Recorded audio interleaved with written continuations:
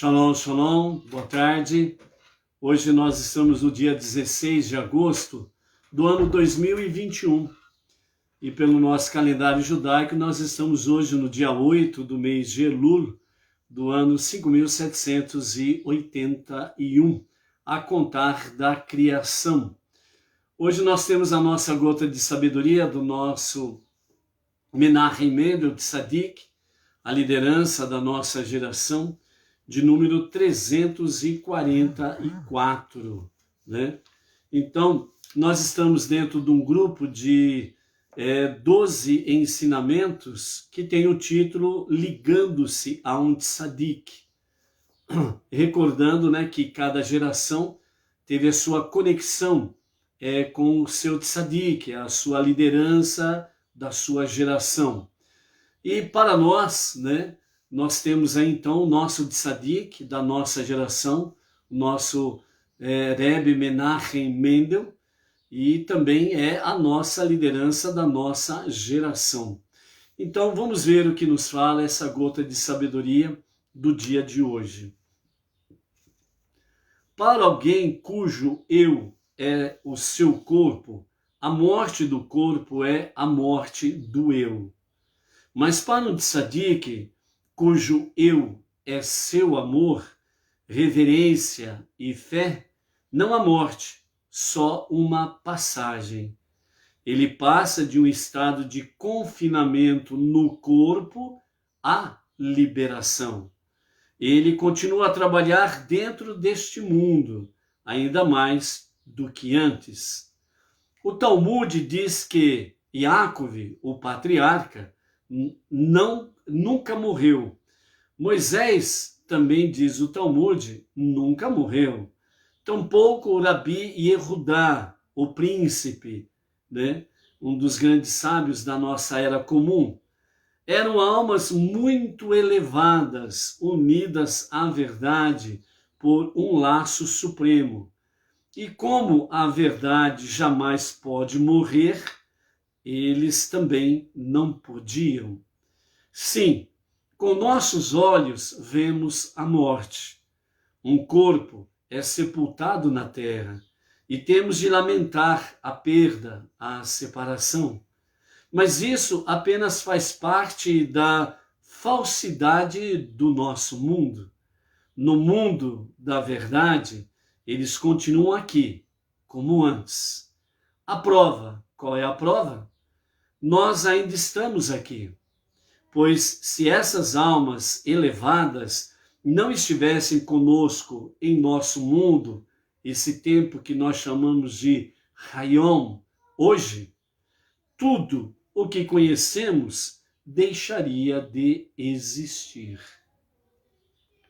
Essa é a nossa gota de sabedoria para o dia de hoje, ligando-se a um Tzadik.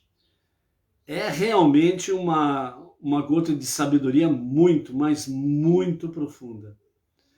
É de uma elevação espiritual sem dimensões de tão elevada que é. Então vejam bem o que tanto o Talmud como os nossos sábios trazem de ensinamento através dos milênios, no sentido de que se alguém está limitado, o seu eu, a sua existência, está limitado ao seu corpo, portanto, o seu corpo físico, então a morte do corpo acaba-se acontecendo exatamente a morte do eu. Ou seja, se nosso viver está limitado à existência do nosso corpo físico, então se o meu eu é o meu corpo físico, assim como ele é finito, então o meu eu, a minha existência se torna também finita. Se o corpo morre e a minha existência é o meu corpo, então eu morro com o meu corpo. É isso que está dizendo aqui. Mas para um Tzadik, cujo eu é o seu amor, reverência e fé, emuná. Então, nesse sentido, não há morte, é só uma passagem. E nesse aspecto, é um estado de confinamento do corpo, um confinamento no corpo físico, que tem a sua liberação com a morte do corpo físico. E dessa forma, o tzadik, em que a sua existência, o seu eu, é amor, reverência e emuná, fé, confiança em Deus. Então, dentro desse aspecto, não há morte, apenas uma liberação, uma passagem de um nível para outro nível. Então, ele continua a trabalhar dentro deste mundo, ainda mais do que antes. Assim nos fala o Talmud, por exemplo, que Yaakov, o patriarca, ele nunca morreu. Moshe também, segundo os nossos sábios, pelo Talmud, diz, Moshe nunca morreu. Assim como também, né, representando os sábios, os tzadik, né, das gerações e da nossa era comum, nos fala sobre o Rabi Yehudá, o príncipe, um dos grandes sábios de outrora, desta era comum, né? Segundo consta, nasceu no ano 135 da nossa era comum, e que representa os demais tzadikim de todas as gerações e da nossa geração, no sentido de que eram almas muito elevadas, unidas à verdade por um laço supremo. Assim como a verdade jamais pode morrer, então estas vidas nunca morreram. Por isso, amados, que a verdade, ela sempre vence a mentira. Sempre. Porque a verdade, ela é eterna. A mentira não. A mentira não é eterna.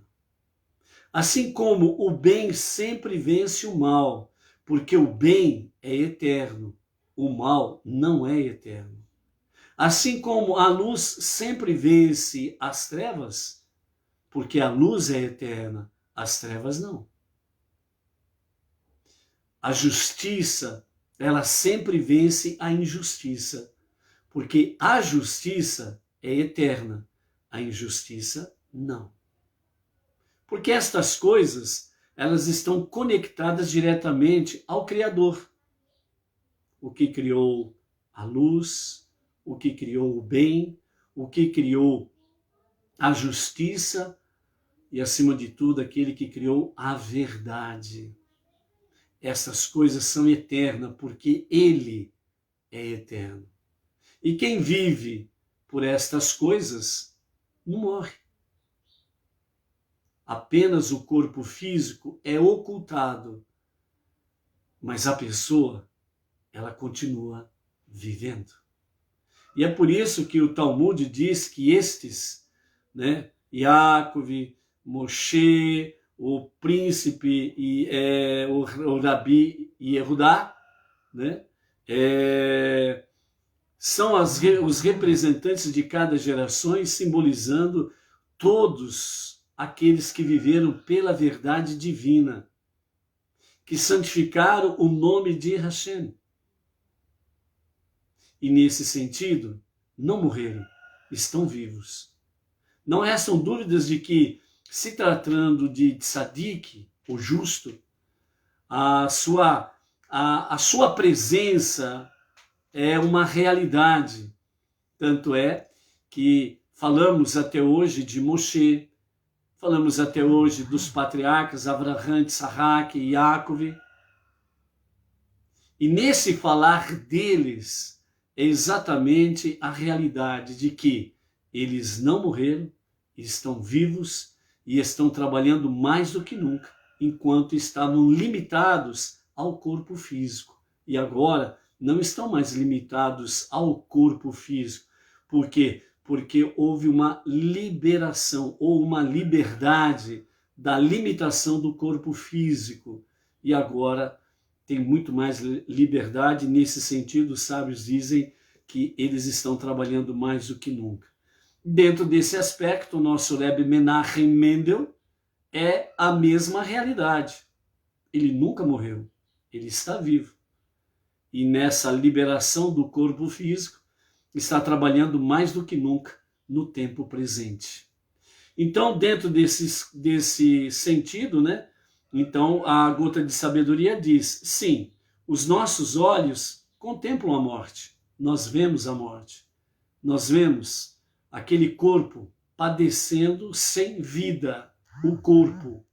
E dentro desse aspecto, o corpo é sepultado na terra, né? E nós lamentamos, né, a perda, que é essa separação física com a pessoa amada, com a pessoa querida, e por aí afora vai. Então nós lamentamos essa perda, esta separação temporária, fisicamente falando. Mas isso apenas faz parte da falsidade do nosso mundo. Essa falsidade aqui do nosso mundo, o que o Talmud e os sábios querem trazer para nós é exatamente de que aquilo que nós contemplamos não é exatamente a verdade. É apenas, né, dentro do linguajar que os sábios trazem muitas vezes para nós, para que nós possamos compreender essa realidade, nos falando, é como um teatro. É como um teatro, vivenciando aquele momento. Então, dentro desse aspecto, né, isso tudo faz parte da falsidade de nosso mundo. Por que falsidade de nosso mundo também? É porque o que nós estamos contemplando, o que nós vemos, isso também não existirá. A partir do momento da revelação do justo e verdadeiro Mashiach, nós entraremos na redenção final. E nessa redenção final, Mashiach, ele vai trazer a correção de todas as coisas, vai retificar todas as coisas. As coisas serão transformadas, o mundo não vai se acabar. O mundo não vai ter aí um maluco que vai apertar um botão daqui, o outro aperta um botão de lá, vem uma guerra nuclear e puf, acaba tudo. Negativo, não é assim. Por pior que sejam os tiranos, por mais maluco que sejam os tiranos, por mais que eles possam apertar um botão nuclear, não haverá o seu efeito. Porque esse não é o plano de Deus. Que o mundo vire pó, que a humanidade vire pó. Não é das profecias bíblicas esse sentido. E por mais que sejam malucos os tiranos e queiram apertar o famoso botão nuclear, eles podem até o fazer, mas não haverá efeito. Vão falhar todas as bombas. Porque o plano de Deus é corrigir este mundo, é retificar este mundo, através da revelação do justo e o verdadeiro Mashiach. É a redenção final, onde, de fato, a falsidade do mundo, ela será completamente banida. E vai permanecer o quê? A verdade, a luz, a justiça, a emuná, a fé, vai permanecer aquilo que é real e verdadeiro, que ele criou para existir eternamente. Então, com a revelação do justo e verdadeiro Mashiach, serão corrigidos todas essas coisas. O que é negativo cessará e será completamente transformado em positivo. O mal cessará e será convertido completamente àquilo que é bom. A injustiça cessará e convergir-se-á inteiramente na justiça. A mentira não mais existirá. E ela se transformará plenamente na verdade. Ou seja, a verdade vai engolir a mentira e vai permanecer a verdade, a luz, a justiça, aquilo que é bom e assim sucessivamente. Vai prevalecer aquilo que é de fato eterno e verdadeiro. Por isso, essa gota de sabedoria diz que isso faz parte, essas coisas negativas que nós contemplamos, faz parte da falsidade deste mundo, porque a própria falsidade deste mundo, ela cessará. No mundo da verdade, eles continuam aqui como antes. Ou seja, estas vidas, né, e semelhante a estas vidas, né, que nós falamos aqui, dos tzadikim como exemplo, o patriarca Yaakov, o pastor fiel Moshe, um dos sábios da nossa atualidade, o Rabi Judá, o príncipe, né? Então esses são exemplos de todas as gerações em que tiveram os seus tzadikim, os justos, os verdadeiros. Então houve apenas um ocultamento do físico, do corpo, mas eles continuam vivendo, eles continuam existindo. Onde? No mundo da verdade. O mundo da verdade que você não pode contemplar agora. Você não consegue ver o mundo da verdade.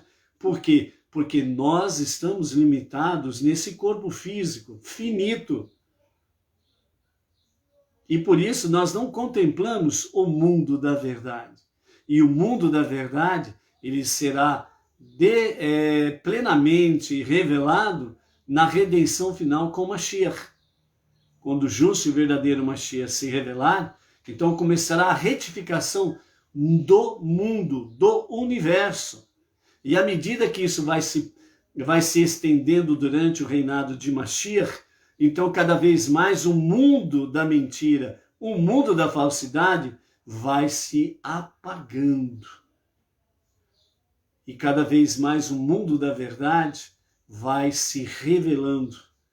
E quando ele se revelar completamente, então Mashiach estará completando a sua tarefa de retificar tudo do nosso universo.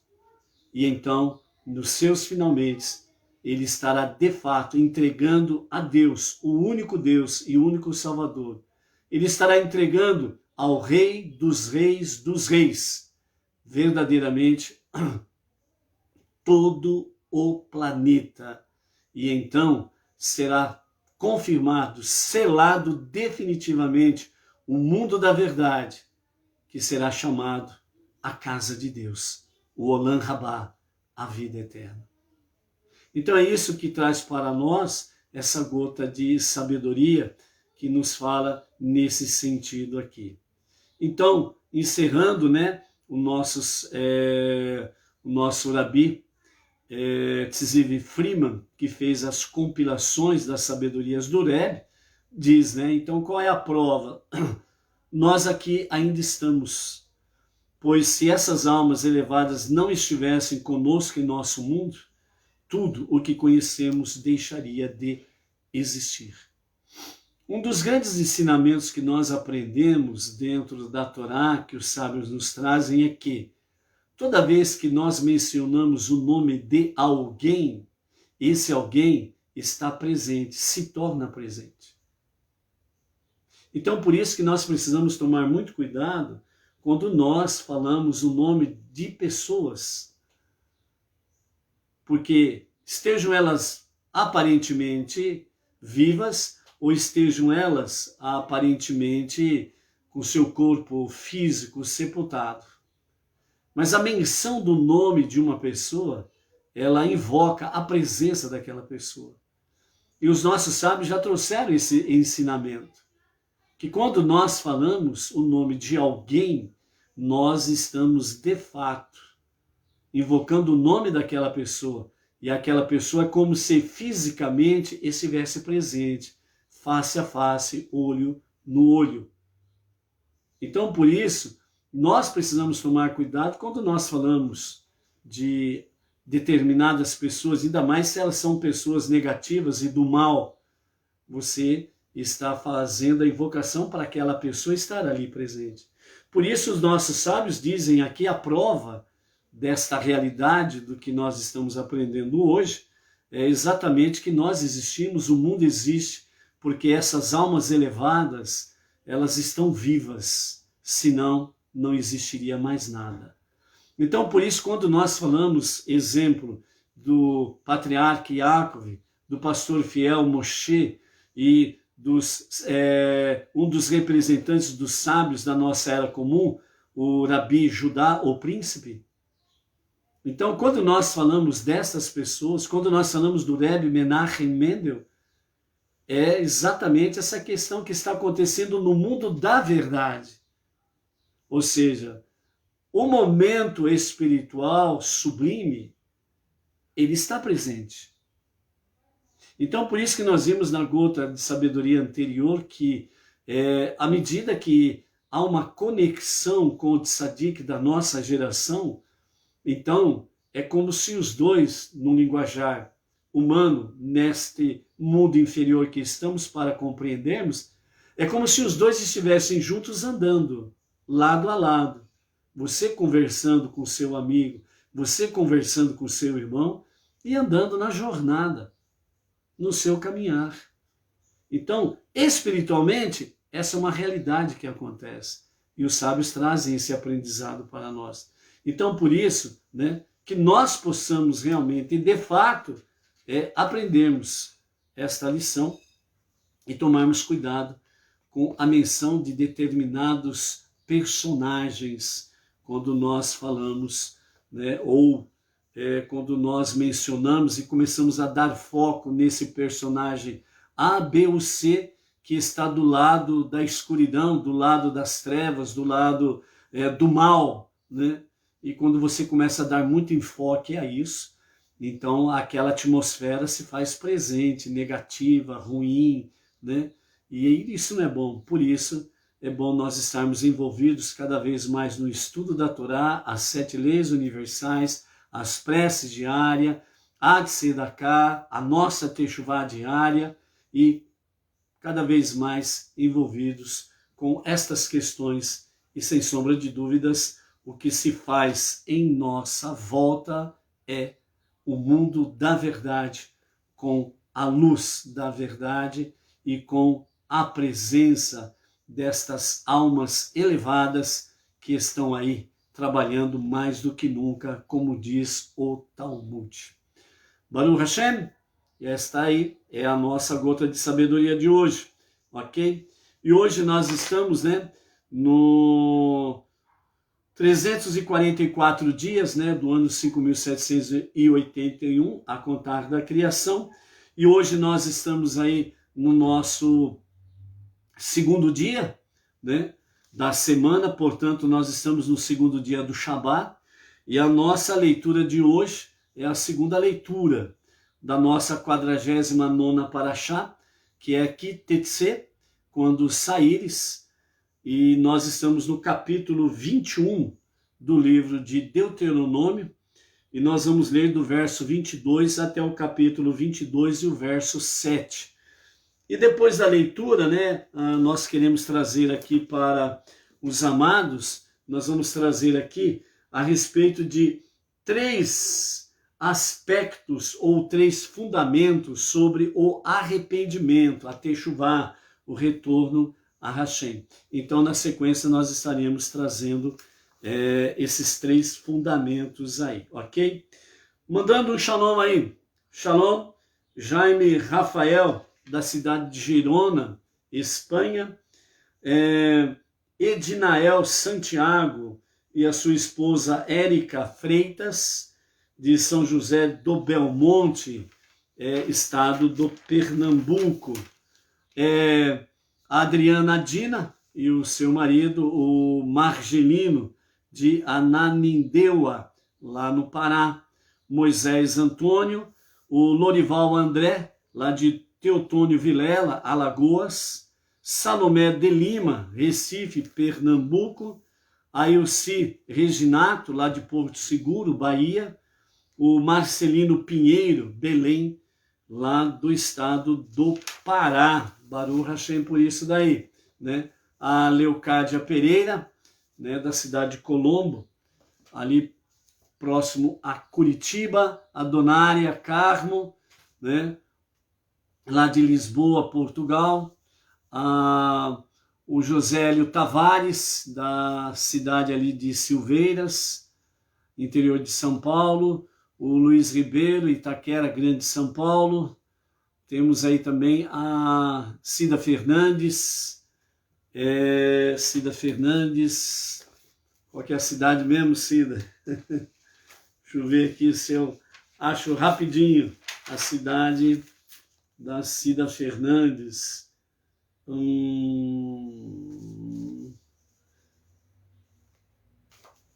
Cida Fernandes, da cidade de... Ainda não postou? Ok. Vamos ver se eu acho aqui, hein? Cida Fernandes. Bastante nome. Graças a Deus, viu? Sem sombra de dúvidas, uma maravilha aí. Cida, assim que puder, coloca para nós aí. Volta Redonda. É a Volta Redonda. Volta Redonda, Rio, né? Rio de Janeiro. Deixa eu escrever aqui de novo e colocar na lista mais atualizada, mais para frente, para não esquecer. Volta Redonda. Baruch Hashem, né? Quem mais está aí? A Inês Martins, né? Aqui de Pirajuí. A Edina Silva, Bauru, aqui, a nossa região de Bauru. Baruch Hashem. Graças damos ao Todo-Poderoso por isso daí. Ok? Vamos à nossa segunda leitura, então, né? Na data de hoje, da nossa 49ª Parashá, Ki-Tetse, quando saíres, né? Então nós vamos ver aqui a continuidade sobre a questão do filho rebelde e aquilo que vem trazendo aí as orientações adicionais a respeito da lei para tratar do filho rebelde. O filho rebelde, ele pode ser o filho normal, comum do casal judeu, né? Que também o filho rebelde, ele pode ser exatamente também, né? Pode ser o filho da mulher que veio como parte do espólio da guerra, né? A mulher não judia, que o soldado judeu acaba casando com ela, obedecendo às regras que foram ali estabelecidas, que nós vimos ali atrás, e que também dela poderá vir aí filho rebelde, né? Então, o filho rebelde é o filho rebelde, seja ele do casal judeu, do casal não judeu, e nós vimos aí o paralelo sobre isso para a questão da nossa própria atualidade, né? A partir do momento, né, que nós vimos aqui na nossa aliada de ontem, que não tem terceira chance. Então ali a Torá nas instruções fala bem claro. A primeira vez o filho errou, os pais falam com ele, ó, o ensinamento foi esse e você errou. Então não erre de novo. Aí vem a segunda oportunidade, aliás, a segunda vez em que o filho rebelde comete as mesmas transgressões, né? O furto, o roubo, a bebedeira, a glutonaria. E o furto e o roubo, ele começou com o quê? Com a glutonaria, segundo nós vimos aqui pelos comentários de Irache. Então a glutonaria é algo presente na vida de todos os filhos, de todos os casais. E se os casais não começam realmente a disciplinar a ação do filho, por causa da glutonaria, daqui a pouco vem a bebedeira. Na sequência vem o roubo, o furto. E logo em seguida vem o quê? Vem o assassinato. Então, por isso, a Torá traz para nós, né, a questão de errou a segunda vez, não vai ter a terceira. Porque a partir da segunda leva-se ao tribunal, e o tribunal vai decidir pela morte daquele filho rebelde, para que ele, de fato, não venha causar um grande dano à sociedade. Então, nessa forma aí, nós contemplamos essa realidade no sentido de uma expressão comum que nós conhecemos muito bem, né? Tolerância zero para o crime. Tolerância zero para o crime. Ou seja, por exemplo, a cidade de Nova York, que era corrupta ao extremo, assim quando o governante tomou uma decisão de tolerância zero para os pequenos crimes, resolveu os grandes crimes. E então aquela àquela cidade que era totalmente insegura, com altíssimo índice de criminalidade, então caiu realmente o índice de criminalidade, bem como também uma cidade insegura tornou-se uma cidade segura, por causa exatamente da tolerância zero para com os pequenos delitos. É a mesma coisa que a Torá está trazendo para nós aqui, para os pais. Então, desde cedo, eduque a criança, como diz Provérbios, eduque a criança no caminho que deve andar, porque mesmo depois de adulto, ele não se desviará do bom caminho.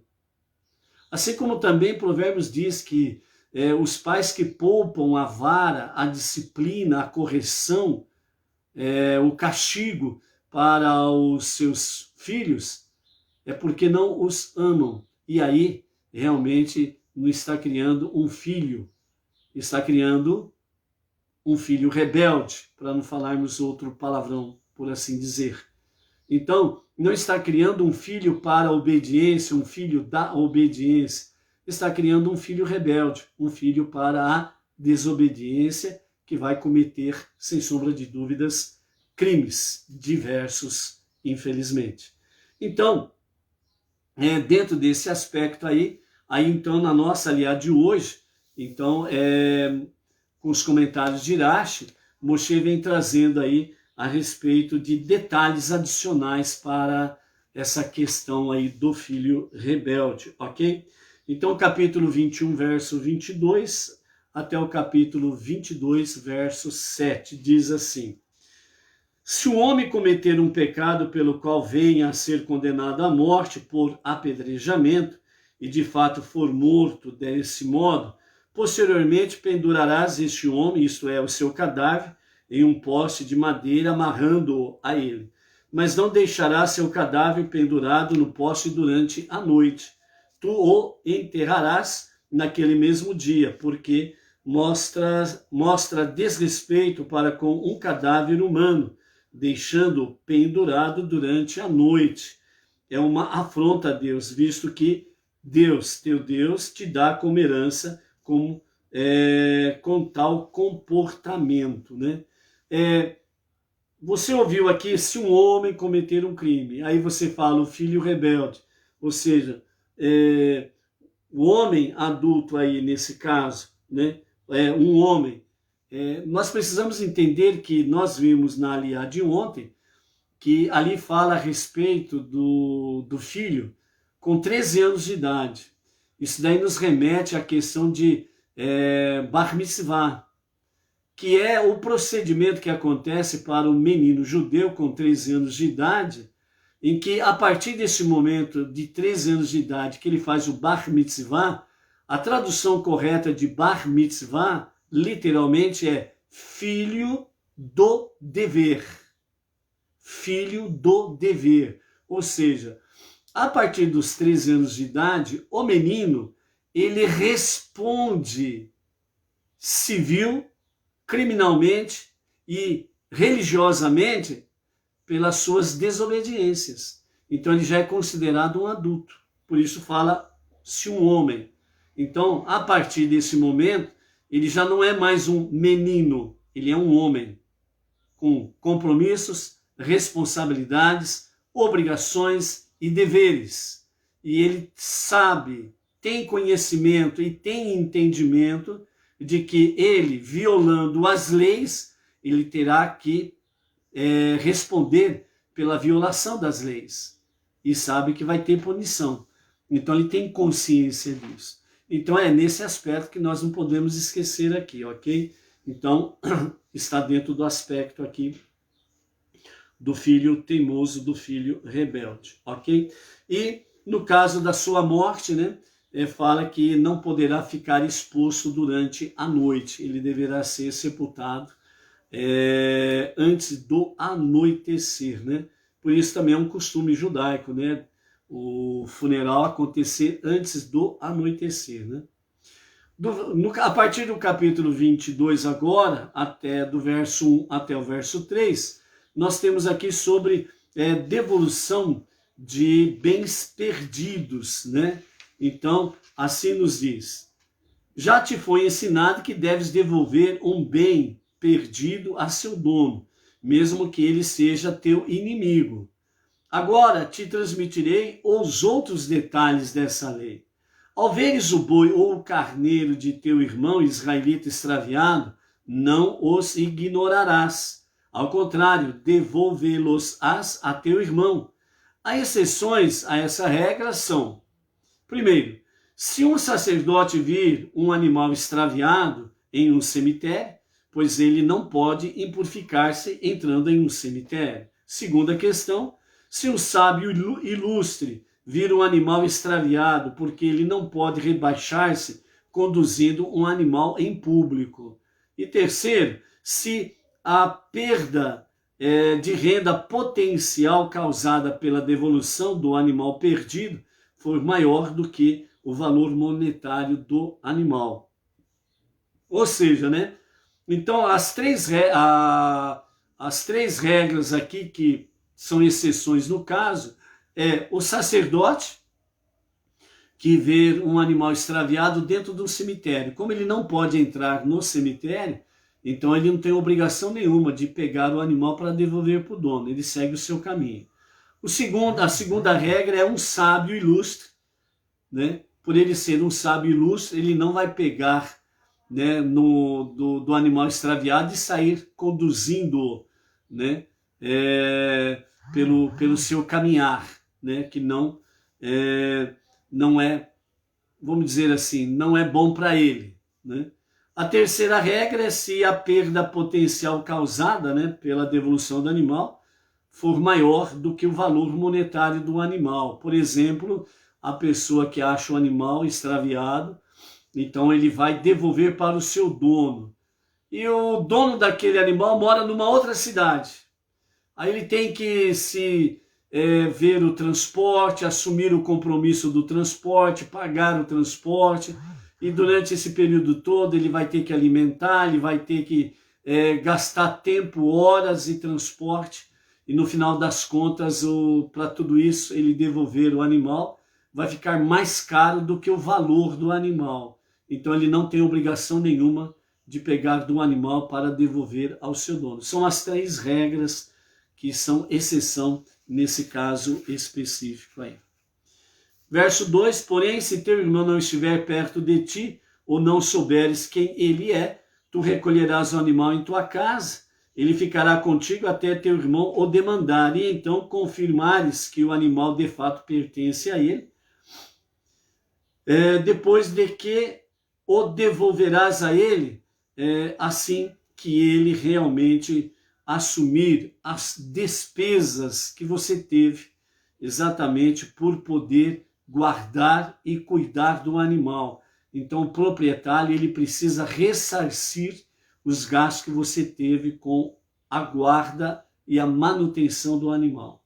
Verso 3, assim farás com o seu jumento, e assim farás com sua roupa, e assim farás com qualquer coisa perdida de teu irmão, que ele tiver perdido e tu tiveres achado.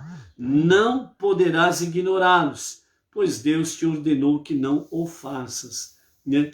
Então aqui nesse caso, aqui devolução de bens perdidos, é bem claro, a vontade e a ordem de Deus é que todo e qualquer objeto achado ou qualquer coisa achada que não te pertença, você tem por obrigação devolver ao seu legítimo dono.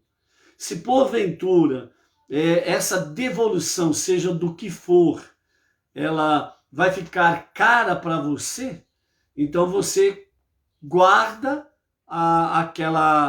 aquele bem, né? Você guarda ele de fato, até que o dono apareça, prove que pertence a ele, e aí ele vai te ressarcir, e você faz a devolução, e ele vai embora com o que lhe pertence. Ou seja, resumidamente, Deus não quer que você fique com aquilo que não é teu. Para as pessoas de mais idade, né, nós conhecemos uma velha expressão dos nossos pais e dos nossos avós, que diziam assim: o que é teu, o que é do teu próximo é do teu próximo. Não pegue o que não é teu, não põe a mão naquilo que não te pertence, né? Então nós aprendemos isso com os nossos pais, os nossos avós, né? Uma questão simples, né? O que é seu, o que é do outro é do outro. Não pegue o que não te pertence, né? Então por isso, não pegue o que te pertence. É isso que está dizendo aqui. Por isso, você achou alguma coisa que não pertence a você? Procure devolver o mais rápido possível ao seu legítimo dono, ok? Verso 4 nos fala sobre ajuda, né? Ao veres o jumento de teu irmão ou seu boi caído sob sua carga no caminho, não os ignorarás. Assim que a carga tiver sido removida e o animal se encontrar novamente em pé, apanharás a carga com ele e o ajudarás a recolocá-lo sobre o animal.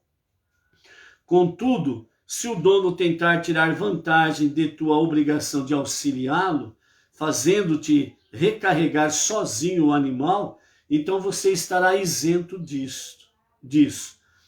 Aqui também há exceções a regras. Primeira, se um sacerdote vir um animal caído sob sua carga em um cemitério.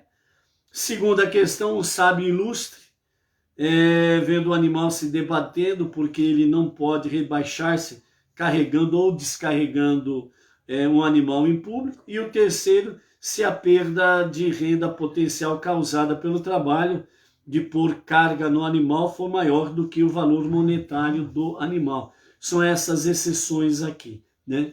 Dentro dessa regra geral aqui, para o cidadão comum, né?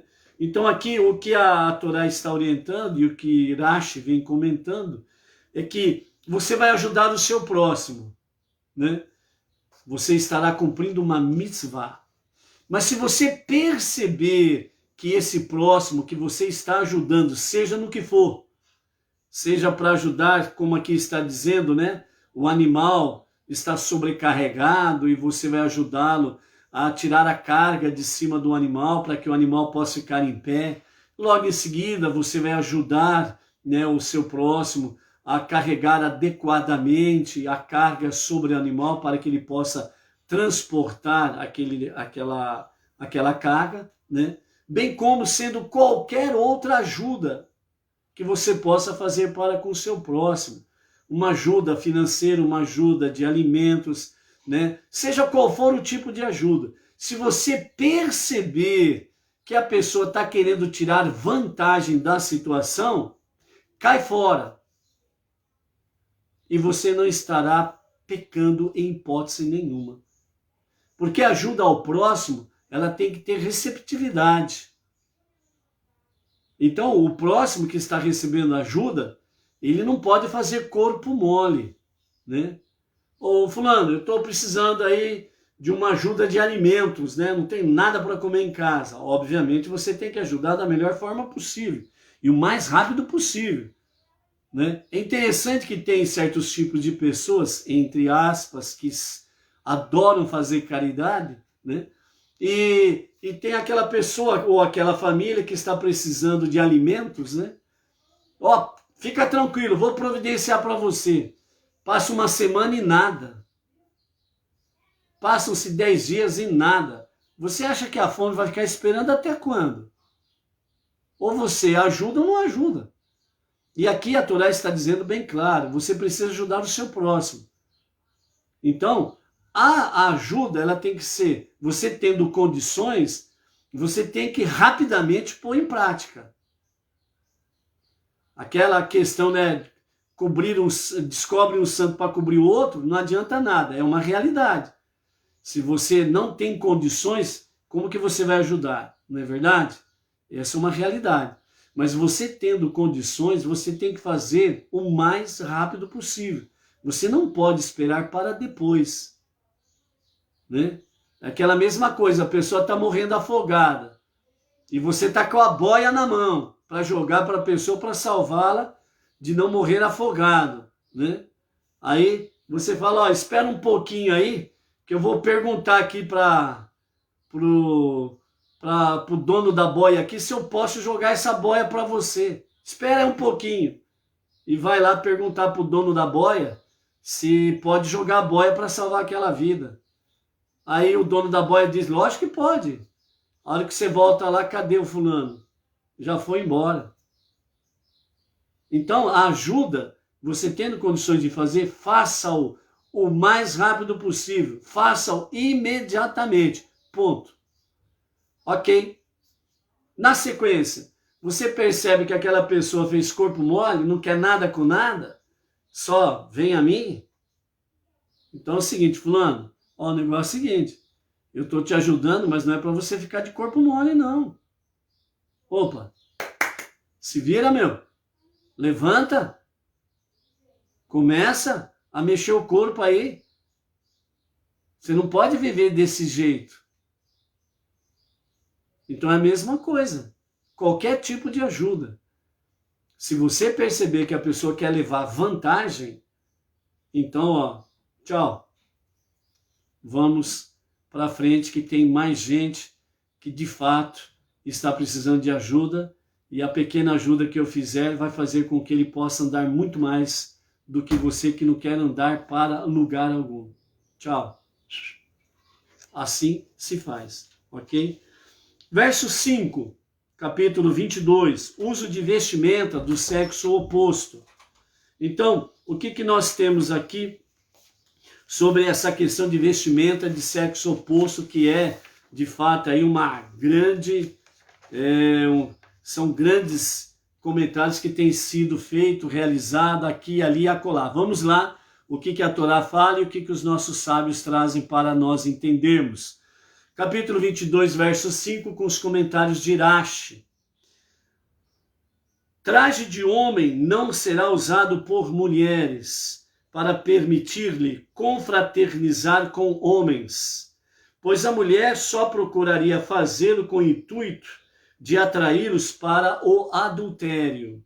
Similarmente, o homem não usará roupa de mulher para poder confraternizar-se com mulheres, pois ele só procuraria fazê-lo com o intuito de atraí-las para o adultério.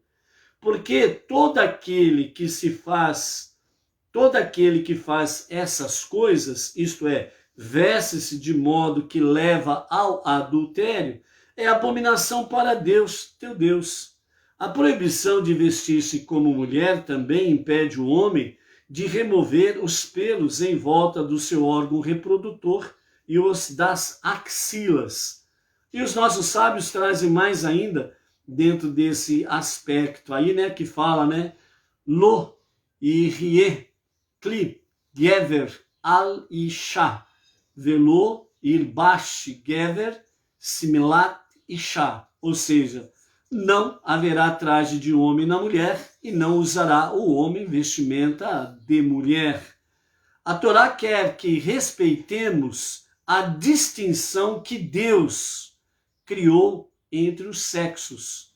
A proibição impede um homem de vestir-se como mulher a fim de misturar-se com as mulheres e vice-versa. Deus, ele fala para que a mulher não venha vestir vestes de homens para que ela não se misture no meio dos homens.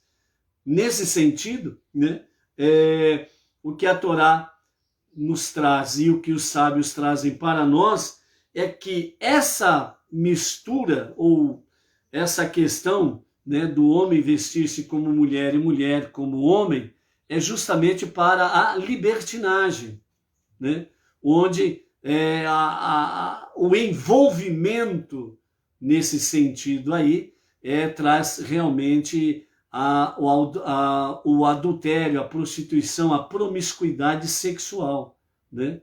Então, o que nós estamos vendo no mundo hoje? No mundo hoje nós estamos vendo aí exatamente essa realidade. A distinção entre os sexos que Deus criou, as pessoas estão, o sistema, a ideologia de gêneros e por aí afora vai, dentro desse sistema, estão realmente querendo o quê? Que a consciência divina seja apagada da mente das pessoas e a consciência de família, que é a base de tudo. Então, quando Deus criou macho e fêmea, homem e mulher, ele fez a distinção. E nessa distinção é para que realmente veja a mulher do jeito que ela está vestida, você identifique que é de fato mulher. E o homem do jeito que ele está vestido, que ele seja identificado realmente como homem. E não uma mistura para que isso venha trazer a libertinagem, a promiscuidade.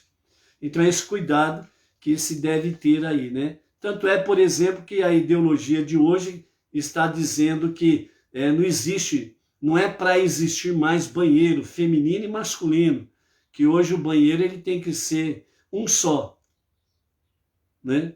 Então, de repente, né, onde ainda tem banheiro feminino e banheiro masculino, aí de repente no banheiro feminino entra lá um homem e ele entra lá e fala, não, eu me sinto mulher. E a mulher entra no banheiro masculino e chega lá no banheiro masculino, lá, não, fiquem tranquilo, eu me sinto homem. E na realidade tudo acaba chegando a uma promiscuidade que realmente leva fora do padrão de Deus, do padrão divino, nesse sentido aí, né? A Cibele está falando aí, né, sobre a questão da depilação, né? E bem como também falando sobre tem uns que arrancam, né, as sobrancelhas. São as depilações, né? Infelizmente, voltou o sinal. Baruch Hashem, voltou o sinal, ok? Amém? Voltou o sinal. Então é aquele negócio, né, amados? Hoje em dia, as pessoas estão olhando para um homem e de repente ele percebe que não é um homem. Muitas vezes está se olhando para uma mulher e de repente percebe que de fato não é uma mulher, né? Então, a questão em si é justamente para que haja essa distinção daquilo que Deus criou, né? A distinção que é exatamente o quê? Homem e mulher. É nesse sentido que nos chama a atenção aqui. O verso 6 em diante, né? Nós temos aí então sobre a questão em que nos fala sobre afugentar a mãe pássaro, que diz assim: se deparares com um ninho de pássaros no caminho, em qualquer árvore ou no chão, e dentro dele houver passarinhos recém-nascidos ou ovos, que queiras tomar para ti, então se a mãe estiver posta sobre os passarinhos ou sobre os ovos, não tomarás a mãe juntamente com seus filhotes, enquanto ela estiver sentada sobre os filhotes. Primeiro mandarás embora a mãe, uma vez, e então poderás tomar para ti os filhotes, e poderás tomar a mãe também, se ela voltar, para que tudo vá bem a ti e vivas longamente. Lembrando que essa mitzvah, esse mandamento, junto com o mandamento de honrar pai e mãe, são dois mandamentos que Deus revela a recompensa, uma vida longa, certo? E a Torá, ela nos traz isto, e os nossos sábios comentam que honrar pai e mãe é muito mais difícil do que afugentar a mãe pássaro, né? E a recompensa para aqueles que cumprem os dois mandamentos é o mesmo, uma vida longa. Essa lei só se aplica a ninhos de pássaros com que te deparares, não aos que estiverem localizados em sua propriedade. Poderás tomar teus pássaros ou seus filhotes sem primeiro afugentar a mãe, né?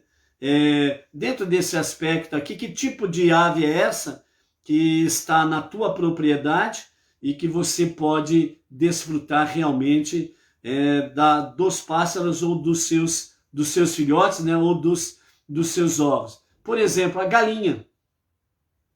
Então a galinha, quem cria a galinha bota os ovos, então ele faz parte a galinha está na sua propriedade, então você pode fazer o quê? Pode pegar dos ovos para se alimentar, tranquilo. Os filhotes, a mesma coisa, né? Bota os ovos, choca, nasce, os pintainhos, eles crescem, aí depois viram um belo e um gostoso e suculento frango assado.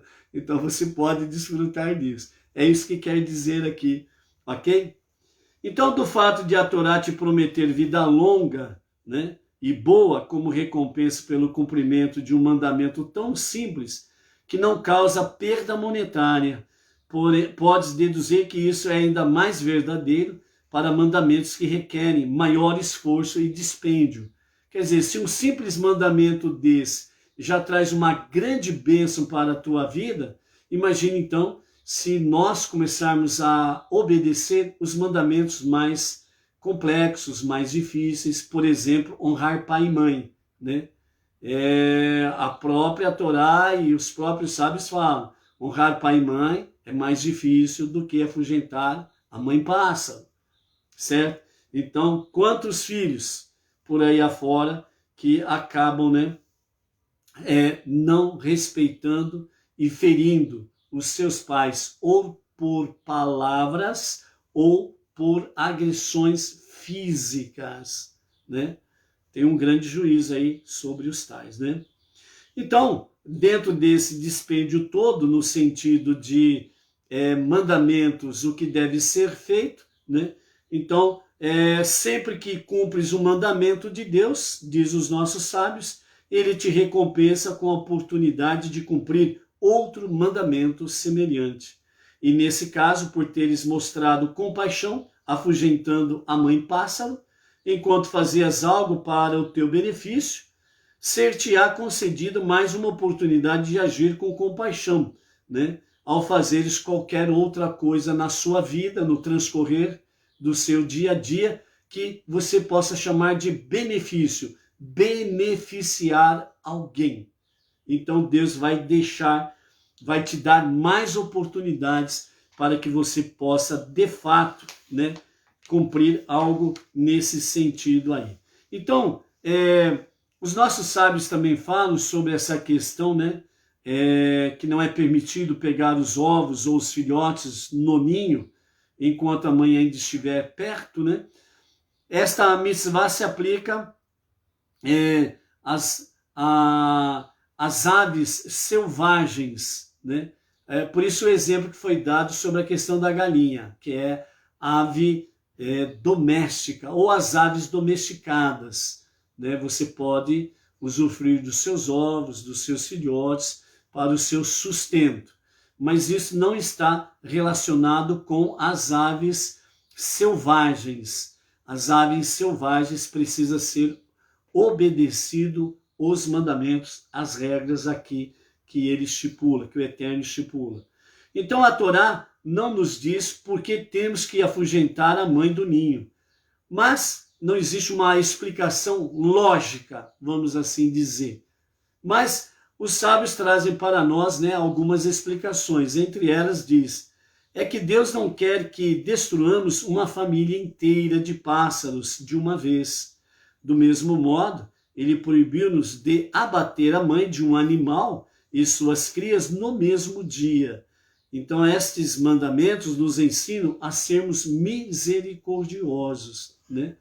Então, dentro desse aspecto aí, por exemplo, né, no dia mata-se um bezerro, no mesmo dia não pode matar uma vaca. Ok? É a mãe.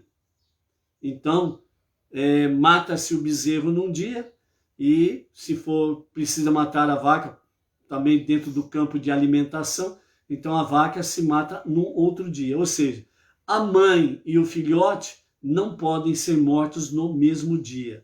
Isso é falta de misericórdia. E o que o Eterno quer nos ensinar com esses ordenamentos jurídicos espirituais é exatamente esta realidade. É que nós aprendamos a viver com misericórdia. É nesse sentido aí, ok? Então, uma outra explicação também que os sábios nos trazem é que a mãe pássaro fica muito triste ao ser separada do seu ninho.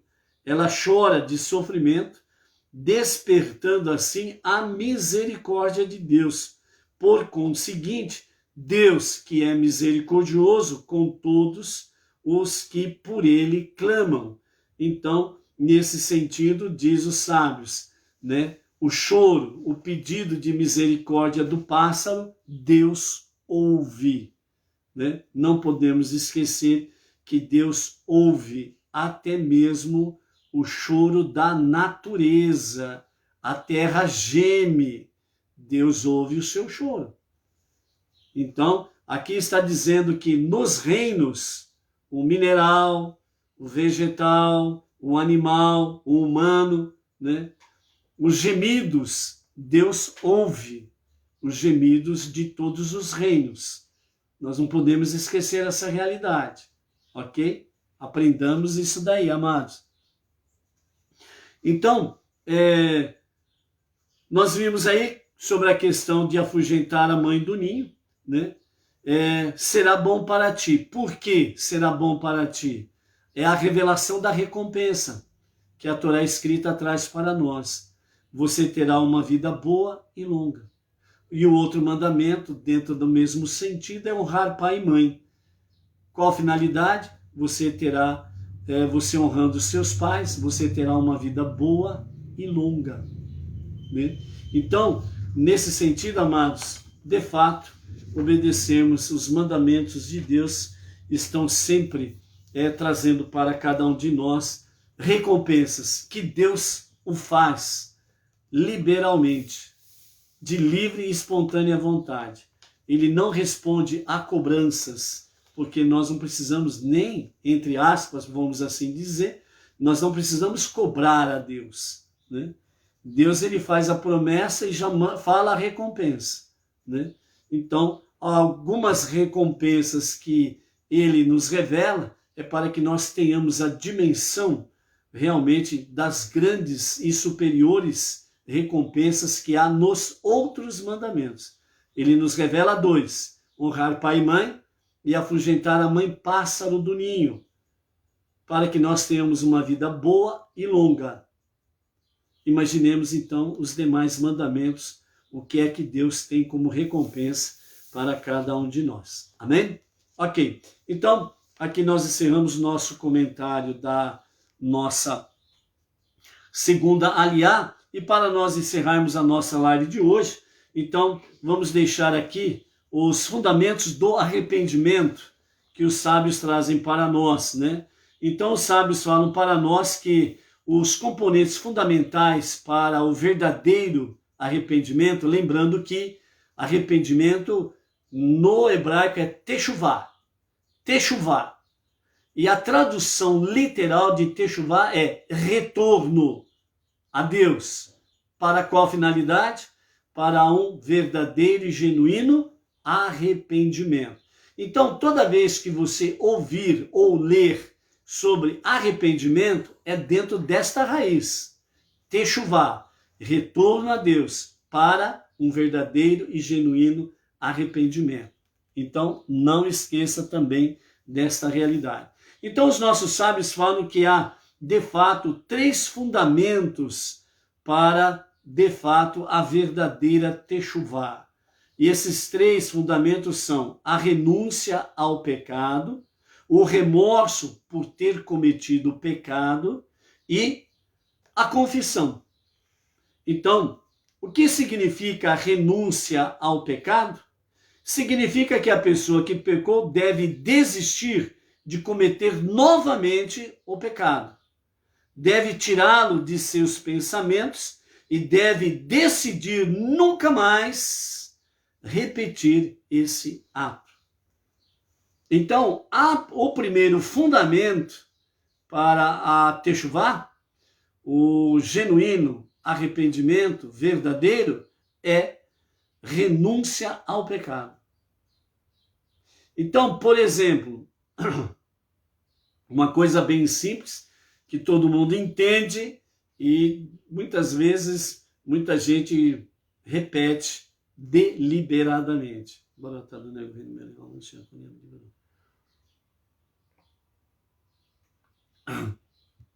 Vamos lá. Uma coisinha simples para darmos como exemplo. Mentira. Coisinha simples. Mentira.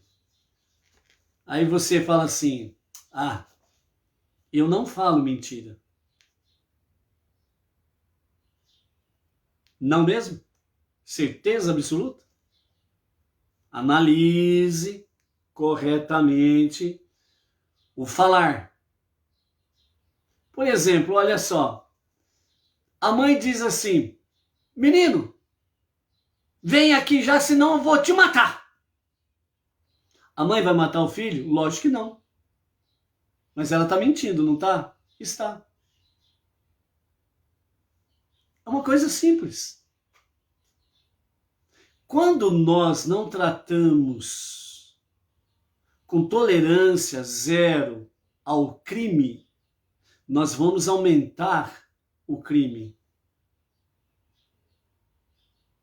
Olha, uma outra coisinha simples também, que muitas vezes a mãe fala para o seu filho. Não sei porque esse menino nasceu. Ela não ama? Lógico que ama. Mas naquele momento, né, alguma coisa aconteceu, né, a criança acabou deixando ela nervosa, ela acaba se expressando dessa forma. Ela desejaria que o seu filho repentinamente desaparecesse? Nunca tivesse existido? Obviamente que não, ela o ama. Mas naquele momento, né, aconteceu isso. Ela mentiu? Mentiu. Nós estamos falando dentro de um aspecto, não estamos falando dentro daquele aspecto da mãe que realmente não ama o filho, ok? Esse aspecto da mãe que realmente não ama o filho, deixa para lá, não faz parte da questão aqui. É um outro assunto para um outro momento, né? Então essa é uma questão, né? Um outro exemplo simples, né, de mentira. Lembrando que precisamos aprender a ter tolerância zero para os pequenos delitos, ok? Para não acontecer coisa maior, né? Alguém toca a sua campainha e lá fora um pedinte. O senhor, ou senhora, arruma para mim um pouquinho de comida. Aí você fala assim, eu não tenho comida agora. Mas só que a sua comida, ela está na geladeira. Você tem comida na geladeira. Você mentiu. Por que você mentiu? Por causa da preguiça. Por que você mentiu? Por causa da preguiça? Para não ter que ir lá na geladeira, abrir a geladeira, pegar um prato, colocar comida, esquentar a comida e fornecer para aquela pessoa. Isso te impossibilitou de você ajudar alguém, ajudar o seu próximo, ajudar o seu irmão. Não estamos todos no mesmo barco? Não estamos todos no mesmo mundo? E todos nós não temos o mesmo Deus?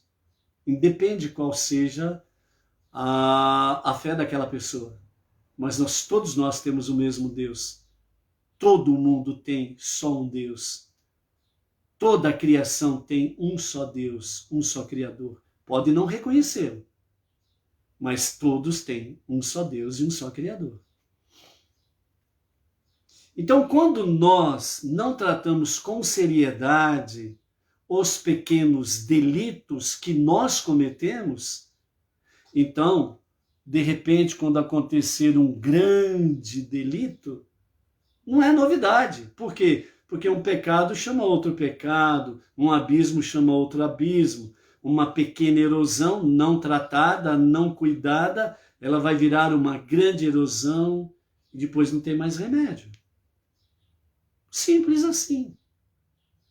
Então, com esses pequenos exemplos, renúncia ao pecado. O que significa? Significa que devemos desistir de cometer novamente o mesmo pecado. O meu pecado é repetitivo. Se ele é repetitivo, então eu não estou vivendo o quê? A techuvá, o arrependimento genuíno.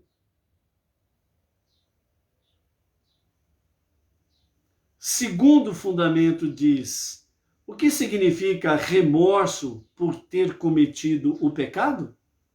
Significa que a pessoa deve compreender sinceramente que o abandono de Deus é amargo e prejudicial. Ela deve conscientizar-se de que o pecado resulta em punição e castigo, o que é preciso arrepender-se do pecado cometido. Então, o que é remorso? Normalmente, no linguajar popular, aí diz, remorso é a consciência pesada. Mas não explicou. Agora, quando nós vamos aqui para os ensinamentos dos nossos sábios, então agora nós podemos compreender o que é remorso por ter cometido um pecado. O remorso é que precisamos compreender sinceramente. Não tem, vamos dizer assim, não tem idiotice maior do que você mentir para você mesmo. Aí tem que ser muito idiota. Tem que ser muito imbecil. Isso significa ser tolo. Tem que ser muito tolo. Você mentir para você mesmo. Isso não é nem cara de pau, é falta de vergonha na cara mesmo. É ser muito tolo. Por isso, compreender sinceramente o quê? Que o abandono a Deus. Mas eu não abandonei Deus a partir do momento que nós violamos conscientemente o mandamento de Deus, nós abandonamos Deus. Então nós precisamos compreender sinceramente que o abandono de Deus é amargo e prejudicial.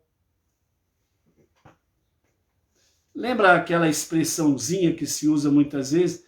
Ei, fulano, hein? A orelha tá coçando, hein? Para ouvir uma fofoca. Ô, fulano, a língua tá coçando, querendo fazer uma fofoquinha, hein? São as expressões daqueles que não têm uma compreensão sincera de que o abandono a Deus é amargo e prejudicial em todos os níveis. Ela deve conscientizar-se de que o pecado resulta em punição e castigo e que é preciso arrepender-se do pecado cometido. Isto é remorso. E o terceiro fundamento é confissão. E o que significa confissão? Significa que a pessoa deve admitir verbalmente o que fez, dizendo, eu pequei por ter feito tal e tal e tal coisa. Eu me arrependo do que fiz, estou envergonhado e jamais tornarei a fazer este ato. Isso é confissão. Não é que você vai bater com a língua nos dentes para todo mundo. É você e Deus. É você com você mesmo e Deus. E mais uma vez é requerido de cada um de nós o quê? A sinceridade. Não esqueça, não seja tolo para mentir para você mesmo. Não seja tolo. Ainda mais diante de Deus. Aí o seu pecado ele é levado ao quadrado. Ou seja, o potencial dele dobra automaticamente e a punição também. Então, confissão é de fato admitir verbalmente. Eu sempre gosto de falar assim para as pessoas, olhe-se no espelho e fala, fulano, você fez isso, isso, isso e mais isso? Pô, toma vergonha na tua cara, rapaz. Você conhecendo a verdade como você conhece e você praticando uma besteira dessa, você violando o mandamento de Deus tal. Então é você chegar diante do espelho, certo?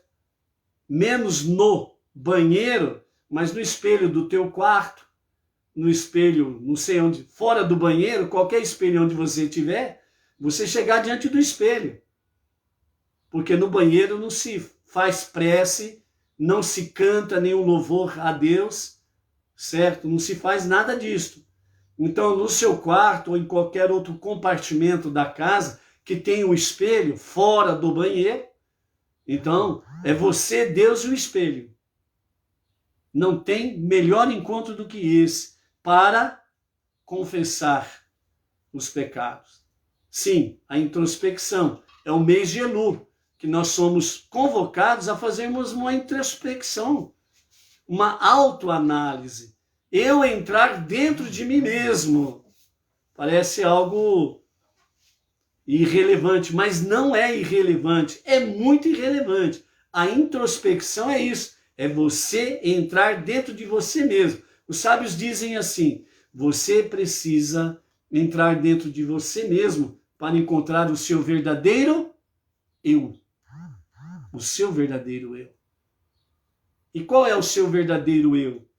A sua alma divina. Então, esses são os 3 fundamentos do arrependimento. E que nós façamos isso, principalmente agora, no mês de Elul, que nós estamos, que é o mês da introspecção. Por quê? Porque no primeiro dia de Tishrei, nós estamos em julgamento. E nós precisamos que os julgamentos do Eterno sejam suaves, para que nós possamos ter o perdão de Deus. E o perdão de Deus virá se, de fato, nós estivermos fundamentados dentro dessas 3 regras do verdadeiro fundamento do arrependimento. Aí nós somos perdoados por Deus e nós somos selados, escritos e selados para um ano bom e doce. E por isso o arrependimento só é eficaz nos casos de pecado entre o homem e Deus. Pecados entre o homem e o seu semelhante, tais como roubo, dano ou insulto, não são perdoados enquanto a pessoa não fizer a restituição dos mesmos. E mesmo quando a pessoa indenizar o seu semelhante, ela deverá também apaziguá-lo e pedir o seu perdão. Ou seja, o arrependimento eficaz é entre você e Deus, por causa da violação dos mandamentos. Então é você e Deus, você pedindo perdão para Deus. Então, toda violação dos mandamentos que você fez, e você pede perdão dentro desses fundamentos, então você tem o perdão de Deus. Mas é no que diz respeito você e Deus. Mas quando vai para o caso você e o próximo, você só receberá perdão se você corrigir o mal que você fez ao seu semelhante. Aí você precisa procurar o seu próximo com quem você pecou, contra quem você pecou, pedir para essa pessoa o perdão, restituindo, se você causou algum dano a ele, restituindo os seus danos e pedindo para ele o seu perdão. Então esse perdão está limitado a você e à pessoa a quem você ofendeu ou lhe trouxe algum dano. Então, este é o outro arrependimento. O você e Deus é uma situação, você e o próximo é outra situação. Por isso, o arrependimento de tudo aquilo que eu fiz contra o meu próximo, eu preciso procurar o meu próximo e me corrigir com ele. Quais foram os danos que eu cometi a ele? Eu preciso reparar esses danos e pedir a essa pessoa o seu perdão. Esta é a realidade. Então, este é, de fato, o perdão que nós buscamos com referência ao nosso próximo. Por isso, devemos apaziguar a pessoa ofendida e pedir o seu perdão. Então, realmente, com humildade, simplicidade e um verdadeiro arrependimento, Deus vai mover o coração dessa pessoa para que ela possa aceitar o seu pedido de perdão e perdoar você, certo? Então, veja bem, numa certa feita, contam os nossos rabinos que numa determinada yeshivá, numa cidade, um aluno da yeshivá não gostou lá do ensinamento do rabino lá, então ele pegou na cidade lá, teceu alguns comentários negativos com referência ao rabino, né? Aí chegou, né, ao conhecimento do rabino, ele ficou na dele. Ok, deixa quieto. Vamos aguardar, o tempo é o senhor da razão.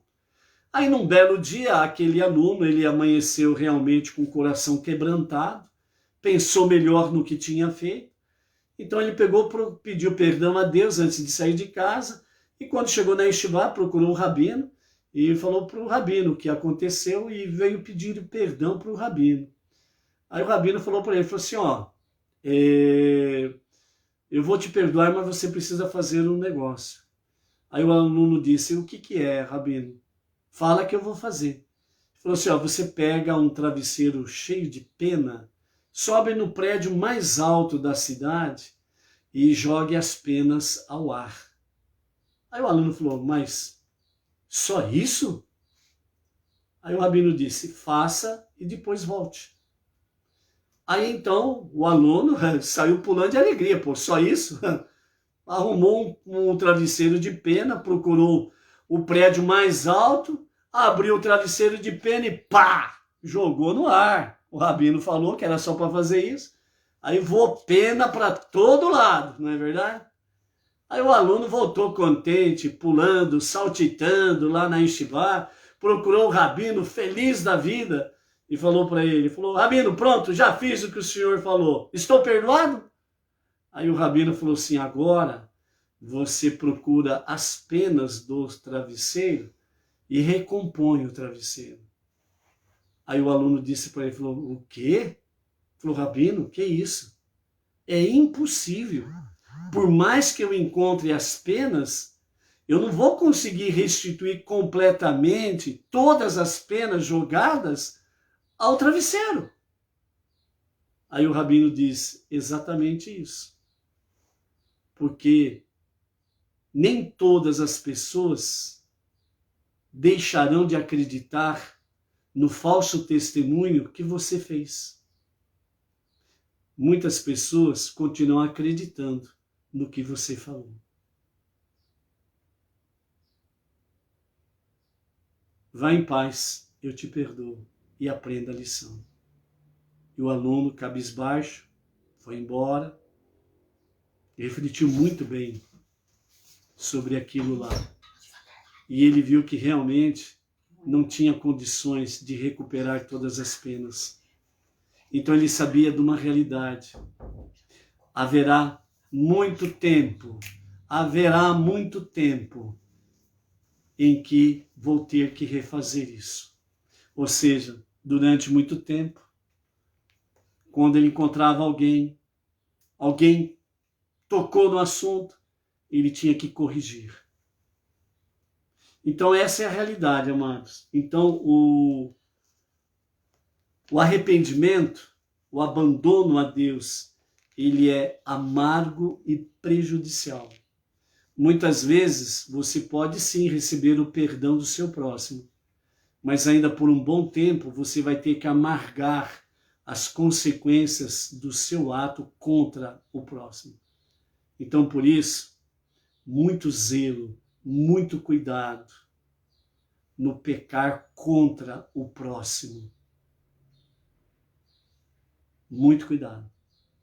Porque o pecado contra Deus, havendo de fato esse procedimento com esses fundamentos do arrependimento, da techuvá, Deus ele perdoa e esquece. Paulo, acabou. Para Deus, houve o sincero arrependimento, Deus ele perdoa, esquece e vai para frente. Mas o ser humano não. Por isso que quando o profeta Natan disse ao rei David, depois que ele fez o seu pecado com Betsabá, o profeta disse, preferes cair nas mãos de Deus ou nas mãos dos homens? E David disse, eu prefiro cair nas mãos de Deus, porque Ele tem misericórdia. Os homens não. Então, esta é uma dura realidade e uma lição que nós não podemos esquecer jamais da nossa vida. O reparar o pecado contra o próximo, ele é difícil, ele é duro, ele é amargo e leva tempo, muito tempo, muitas vezes. Então, por isso, cuidado. Então, é proibido a pessoa endurecer o coração, recusando apaziguamento com quem lhe tenha provocado algum dano. Ela deve ser rápida para perdoar e lenta para irritar-se. Quando o indivíduo vier pedir o seu perdão, ela deverá perdoá-lo de verdade e de todo o coração. Por mais angústia que o ato dele tenha causado e por mais errado que ele tenha estado, não é permitido a pessoa ser vingativa e nem rancorosa. Então esta é a regra para quem está recebendo o pedido de perdão. Esta é a regra para ela. Então, dentro do conhecimento da verdade, aquele que é a vítima na questão, ele precisa ter esse coração mole, quebrantado. Precisa ter esse coração que realmente não vai ficar nenhum sentimento de vingança e nenhum sentimento de rancor. É perdoar de fato, de todo o coração, e como Deus, esquecer aquilo que a pessoa fez. É difícil? Sim, muito difícil. Impossível de fazer? Não. Depende da sua comunhão com Deus, o seu relacionamento com Deus e a sua palavra e os seus mandamentos. Então, amados, uma boa digestão para tudo isso. Seja forte, seja luz, não seja vingativo, não seja rancoroso, seja feliz. Faça com que o teu fígado tenha uma boa saúde. Faça com que os seus rins possam funcionar perfeitamente. Faça com que o seu coração seja um grande retumbar, dum, dum, dum, dum, dum, dum, de felicidade, de paz e bênção. Até amanhã. Shalom, shalom.